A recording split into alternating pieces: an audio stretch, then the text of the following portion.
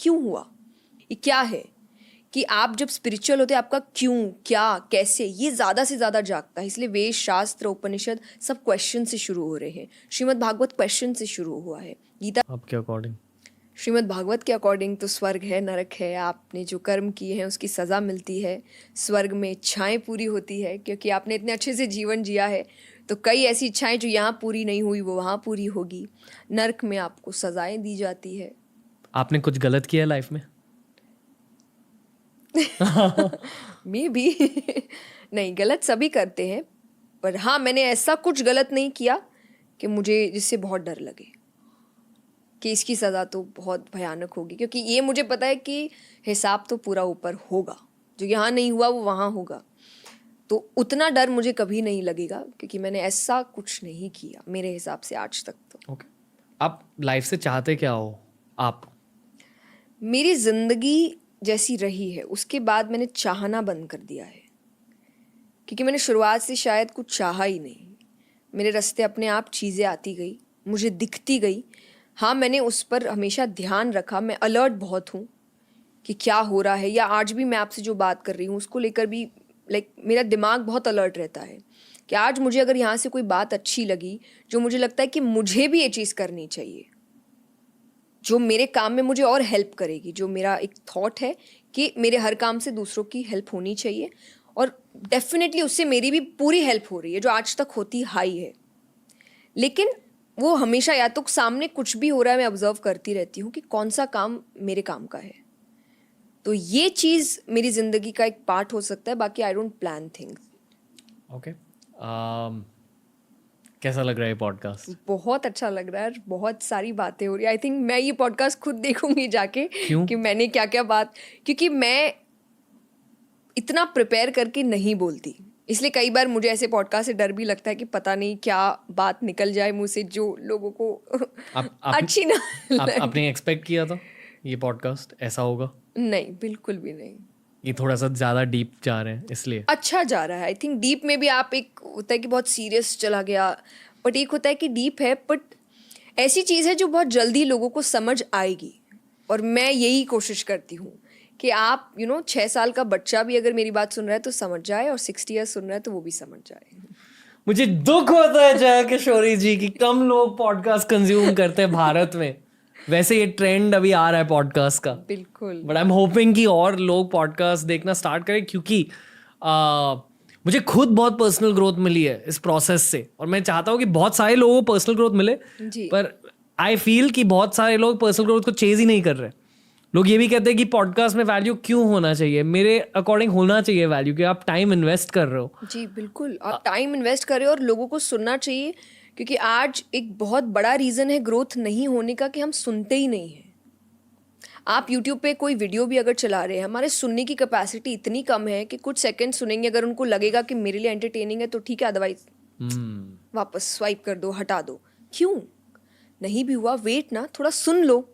But सुनने की capacity इतनी कम हो गई है लोगों की, और मैं ये अपने सेशंस में भी कहती हूँ कि कोई कारण है, 2 कान और 1 मुंह है कि बोलो कम, सुनो ज़्यादा। क्योंकि बोलोगे उतना ही जितना पता है, पर सुनोगे तो शायद वो पता चल सकता है जो नहीं पता है।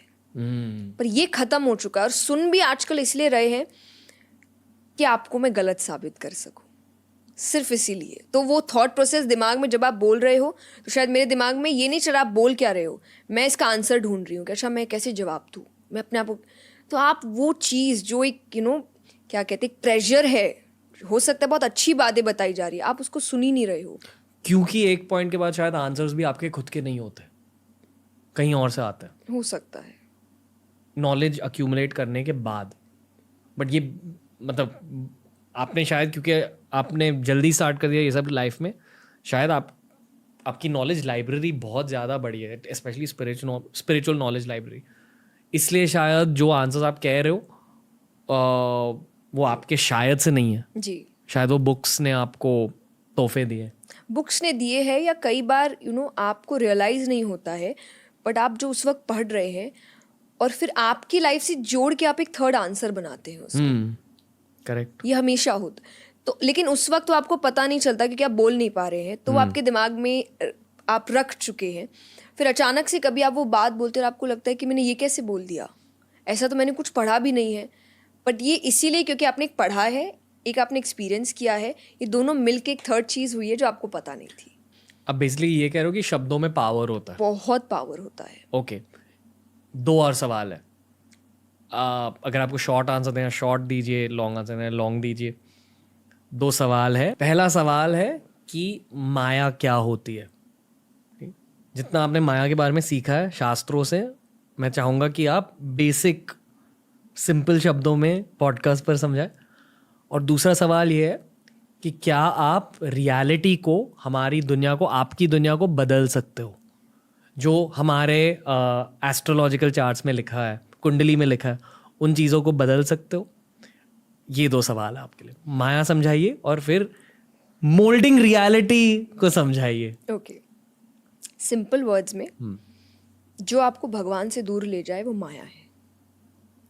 बहुत सिंपल है कि कोई भी चीज़ अगर आपको भगवान से दूर ले जा रही है वो माया है।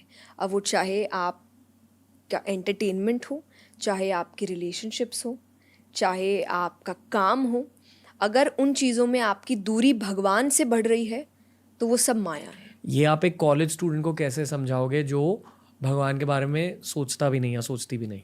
यही गलत है। को कॉलेज माया है।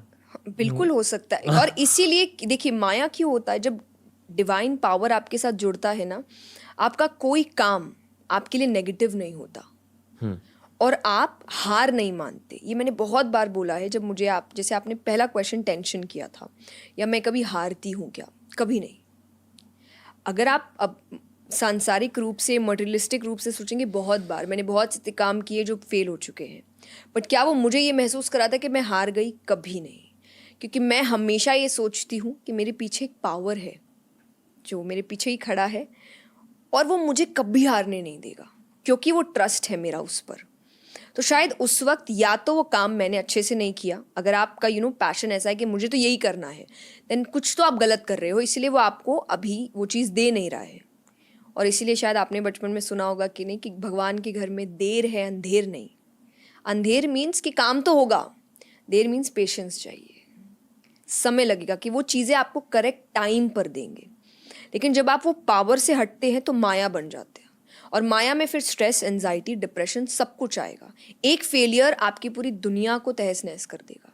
लेकिन वही पावर अगर आपके साथ जुड़ा है तो आपको वो किसी हाल में टूटने नहीं देगा। वो तुरंत से आपको वापस, जो स्पिरिचुअल एस्पेक्ट होता है, रीज़न क्या है? स्पिरिचुअल लोग हमेशा क्या, क्यों के पीछे भागते हैं। क्यों हुआ, ये क्या है, कि आप जब स्पिरिचुअल होते हैं आपका क्यों, क्या, कैसे, ये ज़्यादा से ज़्यादा जागता है। इसलिए वेद, शास्त्र, उपनिषद सब क्वेश्चन से शुरू हो रहे हैं। श्रीमद् भागवत क्वेश्चन से शुरू हुआ है। गीता